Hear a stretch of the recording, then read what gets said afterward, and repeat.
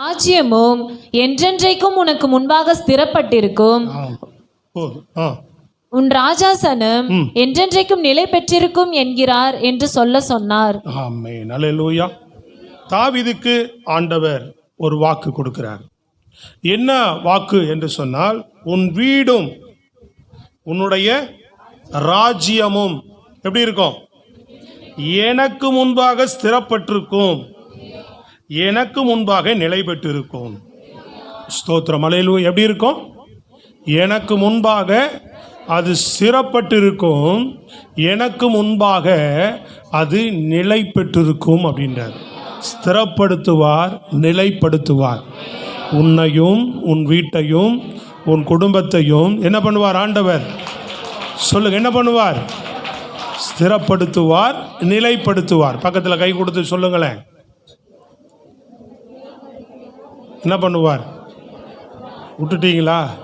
சோத்திரம். என்ன பண்ணுவார்?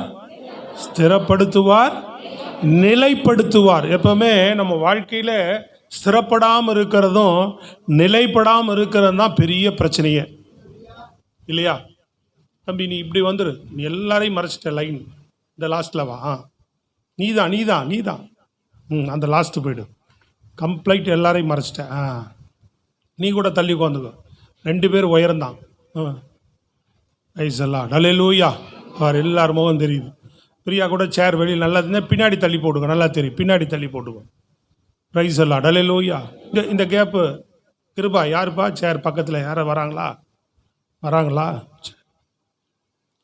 தேவன் நம்மை வாழ்க்கையில் நிறையா விஷயங்கள் கவனிங்க, நம்மை நிலைப்படுவதும் நம்ம வாழ்க்கையில் நிறையா விஷயங்களில் ஸ்திரப்படாமல் இருக்கிறது தான் நம்ம வாழ்க்கையில் பெரிய பிரச்சனையே. ஸ்தோத்திரம். அல்லேலூயா. நிலைப்படுவதும் ஸ்திரப்படாமல் போகிற காரியங்கள் தான் எப்பவுமே ஒரு தடுமாற்றமாகவே இருக்கும். கர்த்தர் நமக்கு வாக்கு கொடுக்கிறார், உன் வீடு, அல்லேலூயா, உன் ராஜாசனமும் எப்படி இருக்கும்? எனக்கு முன்பாக ஸ்திரப்படும், நிலைப்படும்ன்றார். ஸ்தோத்திரம். தாவீதுக்கு கொடுக்கப்பட்ட இந்த வாக்கு தத்துவம் எங்கே நீங்கள் போகுதுன்னு பார்த்தீங்கன்னா, கிறிஸ்து இயேசுவின் மனதில் வைத்து ஆண்டவர் இந்த வாக்கு தத்துவத்தை கொடுக்கிறார். யாரை மனதில் வைத்து கொடுக்கிறார்? இயேசு கிறிஸ்துவை மனதில் வைத்து கொடுக்கிறார். அப்போ இயேசு கிறிஸ்துவின் மூலமாக தான் இந்த வாக்கு தத்துவம் நிறைவேறி முடிகிறது. ஏன்னா தாவீதினுடைய குமாரன், தாவீதினுடைய வேர் அப்படின்னு சொல்லி இயேசு கிறிஸ்து இந்த பூமியில் வருகிறத நம்ம பார்க்குறோம். புரியுதா உங்களுக்கு? தாவீதின் வம்சத்தில் தான் யார் வந்தா? இயேசு கிறிஸ்து. அவருடைய ராஜசனம் தான் என்றென்றைக்கும் ஸ்திரம் உள்ளது, என்றென்றைக்கும் நிலைத்திருக்கக்கூடியது. புரிஞ்சுதா உங்களுக்கு?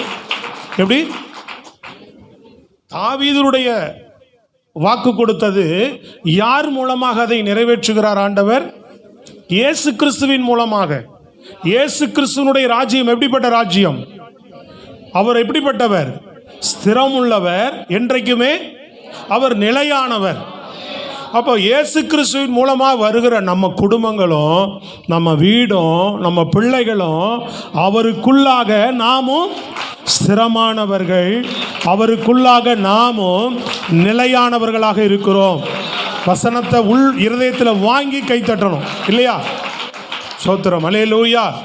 விசுவாசித்து இருதயத்தில் வாங்கி சொல்றது புரியுதா உங்களுக்கு? இயேசு கிறிஸ்து நிலையானவர், ஸ்திரமுள்ளவராக இருக்கிறது போல நாமும் கிறிஸ்துவுக்குள்ளாக எப்படி இருக்கிறோம்? நாமும் ஸ்திரமுள்ளவர்களாகவும் நம்முடைய வாழ்க்கை, உங்களுடைய குடும்பம், உங்களுடைய எல்லா காரியங்களும். அப்ப கிறிஸ்துவுக்குள்ளே இந்த வாக்கு தத்தத்தை நீங்கள் விசுவாசிக்க வேண்டும். கிறிஸ்துவுக்குள்ளாக இந்த நம்பிக்கை உங்களுக்கு உண்டாக வேண்டும்.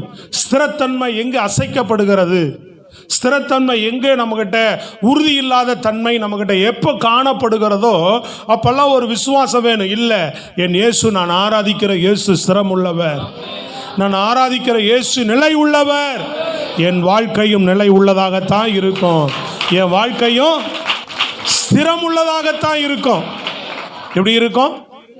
என் வாழ்க்கையும் நிலை உள்ளதாகத்தான் இருக்கும். சொல்லுங்களேன் அல்லேலூயா. சொல்லுங்க, பிரைஸ் எல்லாம் இருக்குமா? அல்லேலூயா. ஆனால் என்ன சொல்கிறோம்? எங்கே நிலைக்கிறோம்? நம்ம எங்கே பிரச்சனை வந்தோடனே புலம்ப ஆரம்பிச்சிடறோம்.